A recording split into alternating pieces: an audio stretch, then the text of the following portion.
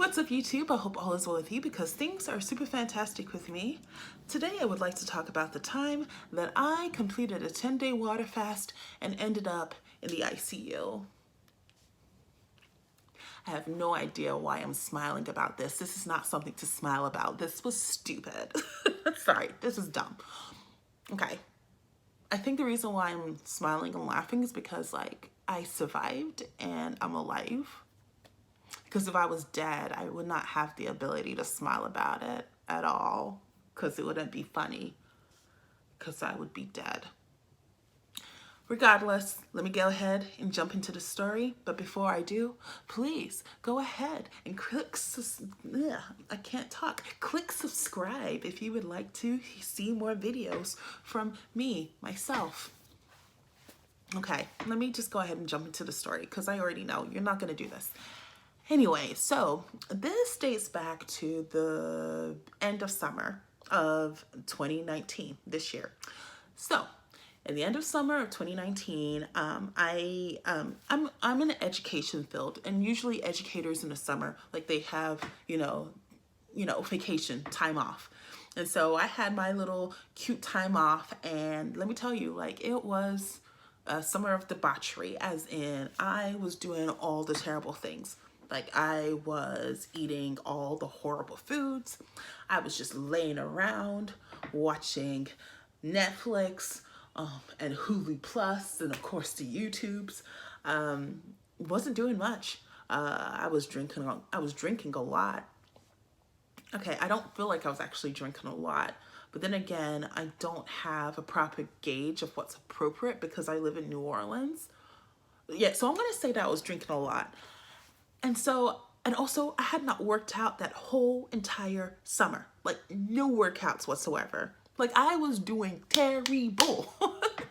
But nevertheless, I remember feeling like crap during at the end of the summer. I was having a lot of anxiety over, I guess, the status of my health because I was feeling sluggish, feeling slow, feeling gross. And because YouTube and Facebook, they read your minds. I was getting a lot of articles thrown at me about the benefits of water fasting. I should say, as a side note, I've water fasted many times before. I have completed a 10-day water fast 2 times. And each time that I've done them, I remember that, after day 3, you get into that ketosis stage and you feel light, you feel airy, you feel like you can conquer anything in the world. And then you end the fast. And in those 3 times that I'd ended a fast, unfortunately, I had went back into terrible, terrible habits. So of course, all that clarity, all that life-changing, I don't know what I'm trying to say. All the life-changing revelations I had gone to the wayside because, I was back to eating Doritos. But nevertheless, this time I was like, okay, you're gonna do this fast and you have a plan on how to break your fast properly, and you're going to adapt a vegan lifestyle. That was my plan.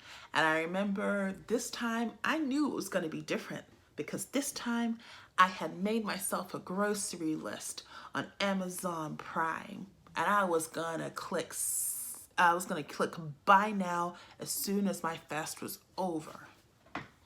So I would have the food that I needed in order to have this wonderful, healthy lifestyle. I felt like it was going to be different this time. And it was different, but for different reasons. But nevertheless, I started the fast, and I remember, usually the first 3 days, they suck. When you do a fast, the first 3 days are terrible. And then you hit your ketosis, and then you start feeling light and airy and happy and all that jazz. So I hit day 3, waiting for my ketosis to come and bless me, and it didn't come. I was feeling horrible. I felt like I needed to sleep all the time, and I just felt like I couldn't do much. And so for the most part, I would sleep a lot. So day 4 comes by, still not feeling good. Day 5 goes by, still feeling tired, crappy, and groggy. And on this time, I was really proud of myself because I had been recording videos of of my experience. Every single day I had reflections and I was looking back on my past habits, and I was like, that was the first time I've recorded every single day on a fast and like really recorded my thought processes, reflected on the skills that I used and the tools that I used in order to get through the fast and all that thing. And also I was on like message boards of Facebook groups about water fasting, you know, encouraging others, encouraging myself, patting myself on the back and all this stuff. So I was doing all this, but at the same time, like I was not feeling good at all. And then finally, we get to day 10. Day 10, I'm excited because this is the day I'm supposed to break my fast, right? So I wake up in the morning and I go down to my car because a lot of the times I'm special. First of all, I'm cheap. I only have like one charger for my phone, but sometimes I would take my charger with me to in the car to go to an event because my phone's about to die. And this particular night, I left my charger in my car. And so the next morning I woke up, I was like, oh, my phone is about to die. Let me go ahead and get my charger. I go downstairs to get my charger, and then I get to the car, get the charger, and I'm realizing that I'm completely out of breath. Like, I am legit really tired, to the point where I had to sit on the stoop of my apartment and I had to wait to catch my breath so I can go back upstairs again.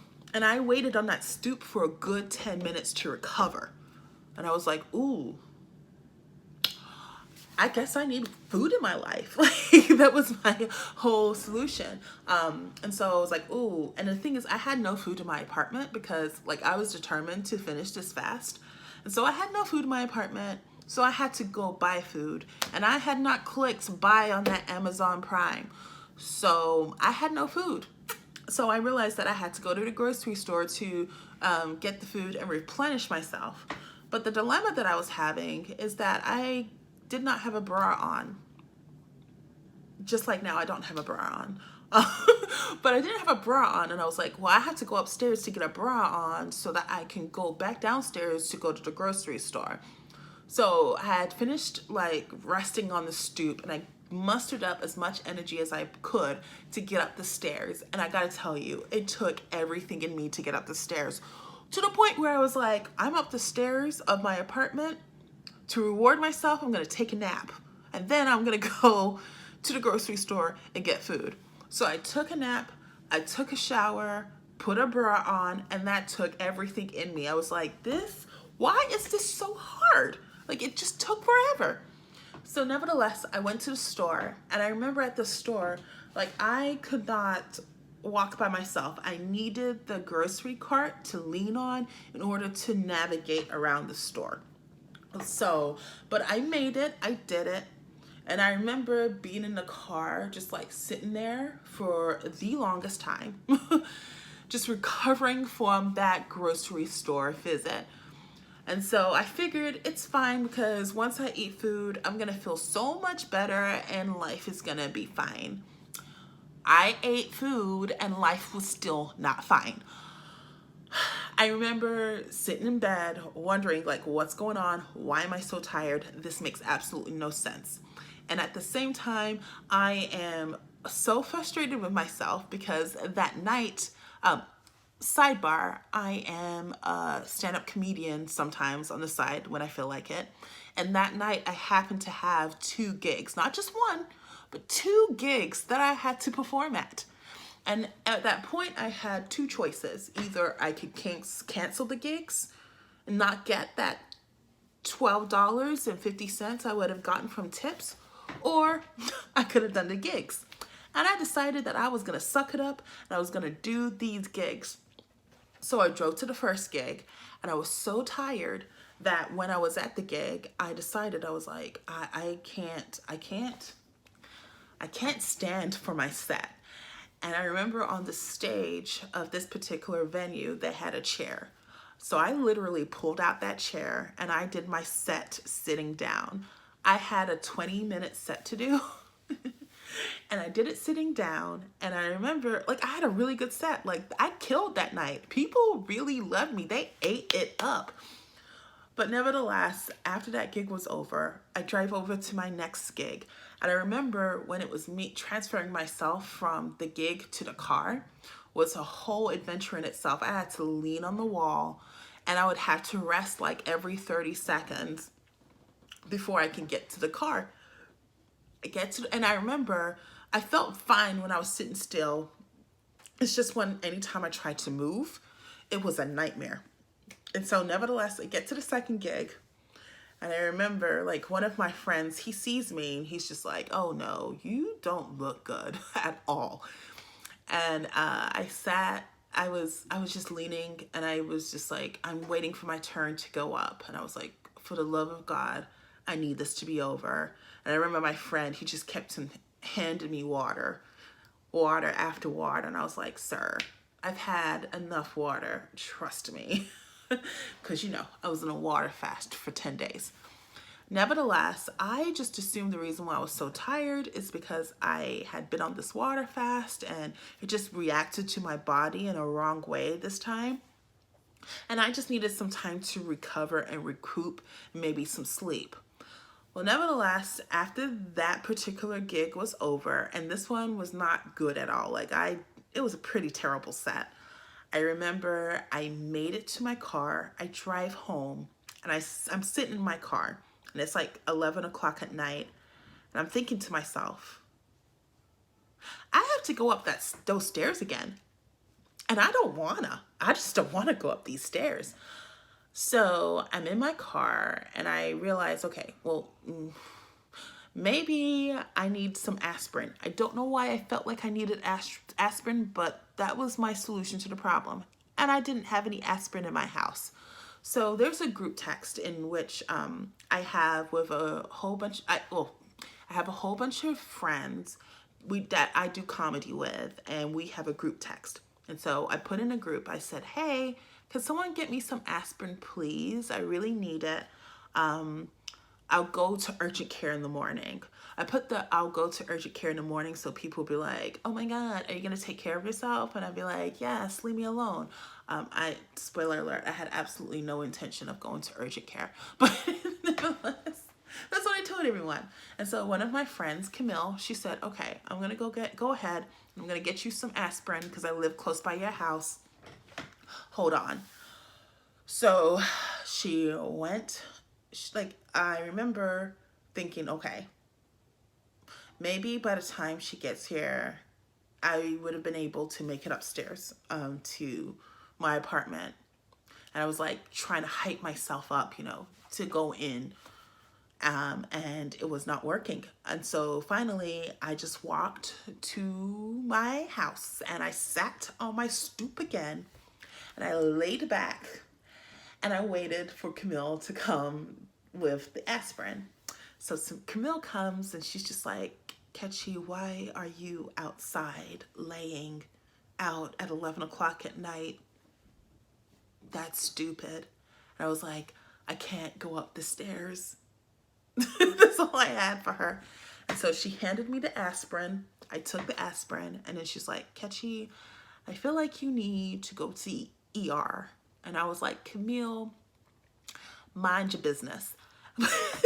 But she was just like, no, you don't look good. And I don't think you can wait for urgent care. You can't do that because you probably need to get checked out right away because not being able to go up the stairs is not normal. And I was like, I'm going to be fine. Let me just wait. Let me just, sleep it off. And maybe in the morning I'll feel better. And if I don't, I'll just go to urgent care. It's fine. So luckily she's stubborn and she calls one of her friends who's a nurse. And the nurse had me tell her my symptoms. So I told her what was going on and she was like, Ketchy, you gotta go to the ER. I'm sorry about it. This is not a choice. You gotta go. And I remember feeling like so upset because the reason why I didn't want to go to the ER is because I didn't have insurance. And I was like, I'm not about this insurance medical bill life situation. Like, I don't want to do it. And so finally they were just like, go to the ER. And I was like, fine, I'm going. And I felt like, I was just like, my goodness, this hospital bill is going to be out of control. That's what I was thinking. And I remember I couldn't even walk back to, and then Camille, she was like, okay, I'm going to drive you to the ER. I couldn't even get to her car. Her car was too far for me to go. And I remember I burst into tears. I was like, I can't even walk to your car. And so she pulled her car up as much as possible. I got in and she drove me to the ER. We get there. When I enter into the room, I didn't even walk up to the desk. I didn't even have enough energy to walk up to the check-in desk. I sat down in the corner and I was like, hey, I'm staying here. And so someone came in with a wheelchair, wheeled me up, and then they checked my vitals. And it was interesting because everything looked good. Well, no, my heart rate was up high. Like my heart rate was at like 110. My blood pressure, on the other hand, was like perfect, which is, I think, because of the water fast. That's the reason why it was perfect, because I was shocked. I was under the assumption that my blood pressure was out of control, but it wasn't. Thanks, water fast. That's one good thing you did. But nevertheless, I remember they asked me what was going on. Why'd you think this is happening? And I had to tell them that I was on a 10-day water fast. Oh, they read me to filth. Like, they're just like, what the hell were you doing? Why would you do something like that? I was like, because I wanted to change my life. But anyway, they were just like, don't do that again. Like, one of the nurses, she did this to me. She's like, don't you do that again. I was like, all right. But can you fix me first before you yell at me? Like, but nevertheless, like, I got into a hospital room and they ran a whole bunch of tests on me. And I was pleasantly surprised about how fast they got me into a room. I was always under the assumption that when it comes to the ER, it's always about long waits, because that's what I've always heard about the ER. And mind you, I need you to keep in mind that I've never been to the hospital a day in my 36 years of life. Never. And so this is my first time, and then I'm in an emergency room. Woo!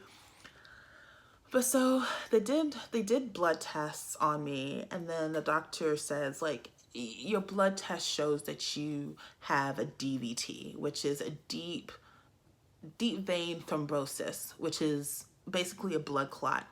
And blood clots are very dangerous because usually they start in your legs, and two things usually happen. Either they dissolve and it's like they never happened, or they break off and they travel up to your lungs and it can kill you. So they were like, well, we see that you have a deep vein thrombosis, well, a blood clot. So we're going to have to do some CT scans to see what's going on with your lungs. I remember that CT scan was so miserable because at this point, like, I was just getting progressively worse. Like, I could not breathe. Like, minute by minute, it was getting harder for me to breathe. And I remember when it was time for me to do that CT scan, like, they had to transfer me over to the machine, and that took like all the energy in me. Like, it was crazy, to the point where I thought I was having a heart attack. And I even asked one of the nurses, I'm like, am I having a heart attack? And he's just like, girl, calm down. You're not having a heart attack. But anyway, they came back with the results and they were like, Ketchy, you have a saddle pulmonary embolism. I was like, what? And apparently not just any kind of pulmonary embolism, but a saddle one. So basically the pulmonary embolism was so big that it had spread into both of my lungs, and that was the reason why I was having trouble breathing. So they told me that I had to go to the ICU right away. So that's what I did. I was in the ICU for 5 days with this pulmonary embolism. Now, the question that I think a lot of people would ask is, was the pulmonary embolism triggered by the water fast? And from what I've researched and from what I was told by the doctors, my only conclusion is no. No, that is not the case. And the reason why I say this is because, the doctors, like, of course, whenever they would see me, they'll be like, oh my goodness, like, why did you do this water fast? That was so unwise. That was so stupid of you. And I would ask them, is the water fast the reason why I had the pulmonary embolism? And they never said yes. They always were like, well, you shouldn't have done that. But nevertheless, I don't think, because of the whole entire experience, I don't think that I would ever do a water fast again. Just because what happened was, like, I clearly had this pulmonary embolism, and I didn't know that something was wrong because I was blaming all of my symptoms on my water fast. And if I did not go on the water fast, I would have known that something was wrong, and I would have gone to the hospital faster. Not the hospital, I probably would have gone to urgent care. Maybe. I'm the worst. But yeah, I think it took me longer to identify the issue because I was blaming everything on this water fast. But nevertheless, when it comes to the pulmonary embolism, I was in the ICU for 5 days. They put me on blood thinners. I'm apparently going to be on blood thinners for life, unfortunately, because I had a PE. My mom came out she lives in El Paso. She flew out to New Orleans to come take care of me. We were in the hospital for 5 days, and then afterwards, she had me stay in the hospital. You know, hospital has a hotel room. I mean, not hotel room, but a hotel that's next to it. And so we stayed in that hotel for 3 days while I was still kind of recovering. And then she shipped me off to Houston to stay with my sister so my sister can keep an eye on me while I made a full recovery. And during that time when I was in recovery, like, so when I was in the hospital, I never really got out of the bed. Like, I stayed there because I could not breathe, of course. And then afterwards, when I was in a hotel room, I was feeling a little better. And I remember I could only walk just from one side of my hotel room to the other. And then I would have to take a break. And what my mom had me do is every 30 minutes, she made, like, I would lay in bed, but she would make me go, like, walk as much as I could and then have me lay back down. And we did this while watching marathons of 90 Day Fiance on TLC. But nevertheless, like, she would have me walk as much as possible. And I remember it being so hard. It was so hard. Like, I felt like crying every single time it was time for me to walk. And I remember during that time when I was recovering, I was watching YouTube videos about people who also had pulmonary embolisms. And it's interesting because pulmonary embolisms affects people in different ways. Like, some people are able to recover quickly from them. Others, it'll be a whole year and they still can't do things independently because they get out of breath easily. And so I was scared that it was going to take me a while. The doctor said that it usually takes, they said 12 weeks for you to feel better, like 3 months basically.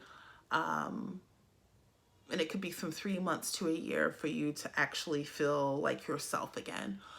To be quite honest, I didn't want to wait that long, but it's, you know, your body is what it is. You gotta be patient with it and figure out, and I guess do the things that you gotta do in order for it to flourish. None of that made sense, but I'm still keeping it in this video, okay? Because I'm not editing anything here, okay? But nevertheless, I just remember when it came to me recovering, first day that I was in a hotel room, I was able to go from one side of the hotel room to the other. The next day, I had the ability to walk down to the cafeteria and get something to eat, but I would I would lean on my mom. God bless her. But I'd lean on my mom to kind of, like, I would have to hold my mom's hand and I would have to take breaks in order to walk down to the hotel room. I mean, not the hotel room, but to the cafeteria. that I remember on the third day, like my friends came, and I remember I had the ability to kind of walk around the hotel room just a little bit, but I'd have to take breaks like every so often, and sit down and kind of catch my breath and start again. Then the next day I went to Houston, and when I went to Houston, for some reason something changed. I don't know what happened. If the PE broke, I don't know what happened to my body, but all of a sudden I could walk 30 minutes nonstop without any assistance. And I was so thankful for that. And I just remember throughout the 2 weeks, every single morning, I'd always take like a 30-minute walk, and then the next day it would be 35 minutes, then 40, then 50. And then finally at the end, I was just walking normally, and I didn't have to stop for breaths or whatever. And I could walk up the stairs, which I was so thankful for, because I thought that I would never be able to walk up the stairs again because it was such a nightmare the first few times I tried. So I did that, and when I came back to New Orleans, I went back to the gym, and I was able to work out nonstop for an hour. Like I can do Zumba, I can do the elliptical for an hour. And then this Thursday for Thanksgiving, I did a 4-mile turkey trot, and it wasn't that bad.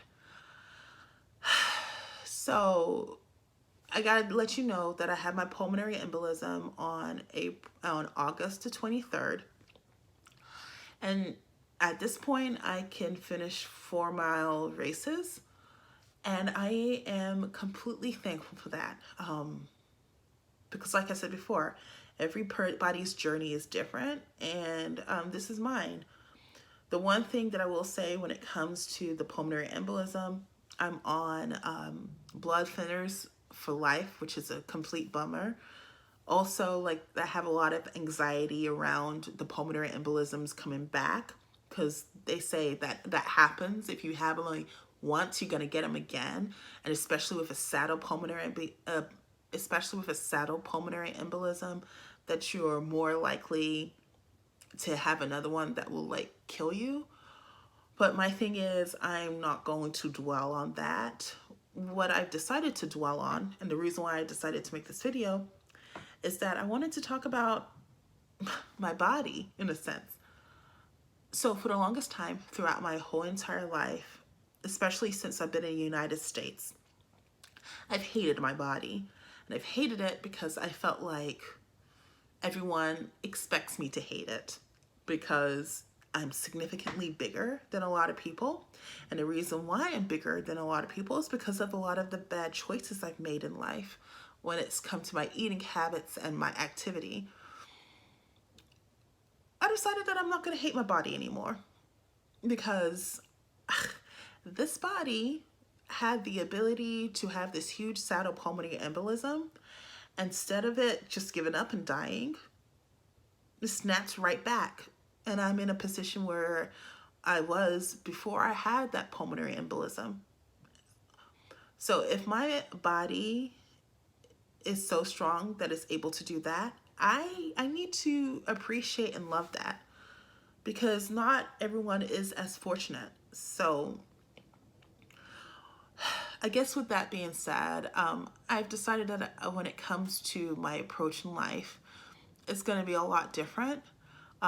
Clearly, it's not a change that's going to happen right away, but it's something that I want to work on every single day, as in appreciating the body that I have now and not waiting until I have the body that society deems as acceptable to do the things that I want to do.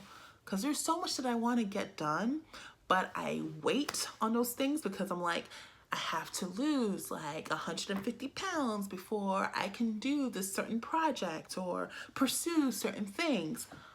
And I'm just like, nah, I can't do that anymore. Because first of all, who knows when's the next time I'm going to have a pulmonary embolism and it's just going to take me out and I won't have the opportunity to do the things that I want to do. Like, hold on one second. Sorry about that. I am back, and I'm just going to wrap up this video.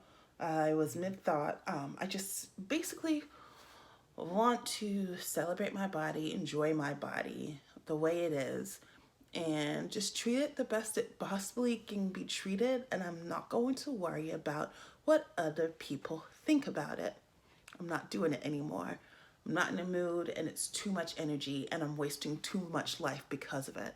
So I'm just going to go after what I want, when I want, even if people feel like I don't qualify for it. Because now that I've survived a pulmonary embolism, I feel like I'm qualified for almost everything. That's my mindset from now on.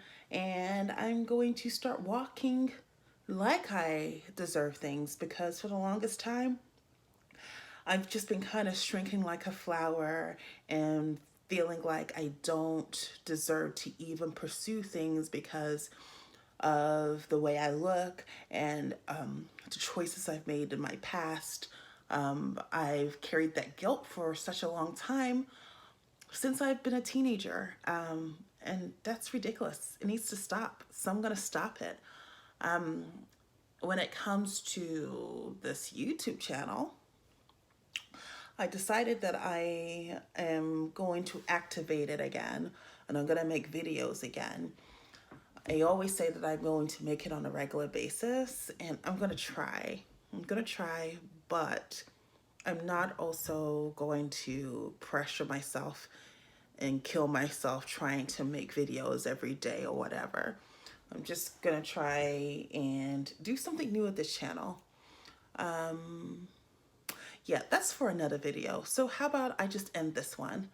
First of all, I want to say thank you if you stuck around until the end. And if you're still here, I hope you're doing everything you need to do to have a happy, successful, and healthy life. And I will talk to you later. Love you. Bye.